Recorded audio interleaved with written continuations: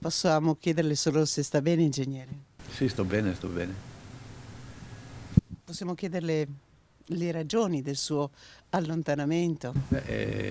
Ho detto che riferirò successivamente e casomai adesso vediamo con quelli che hanno seguito con me la vicenda degli autovelox e vediamo cosa intendono fare anche loro. Nessuna spiegazione su questi 24 giorni di buio, almeno per ora. Accetta di parlare brevemente al nostro microfono Antonio Menegon, l'ingegnere 78enne, esperto di Velox e consulente della Procura di Cosenza, che aveva fatto perdere le sue tracce il 3 gennaio.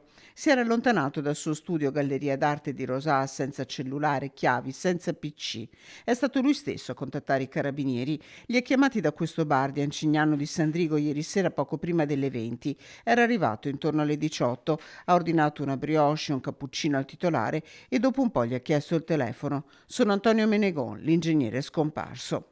Dopo essere stato sentito, l'ingegner Menegon ha potuto riabbracciare la sorella Gigliola, che aveva lanciato per giorni disperati appelli. Allontanamento volontario, così la nota dei carabinieri, ma su queste 3 settimane di blackout le indagini non sono finite. Dove è stato in queste 3 settimane, ingegnere? Ho già esaurito quello che dovevo dirvi.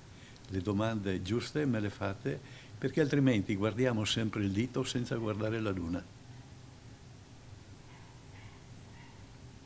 Ho pubblicato 2 libri su Kindle di Amazon. Andateveli a leggere e poi mi fate le domande giuste, io vi risponderò volentieri.